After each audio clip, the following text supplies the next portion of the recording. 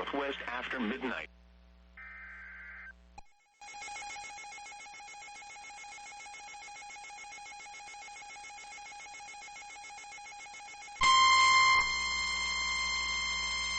The National Weather Service in Shreveport has issued a severe thunderstorm warning for northwestern Nacogdoches County in eastern Texas, central Cherokee County in northeastern Texas, until 7:15 p.m. Central Daylight Time.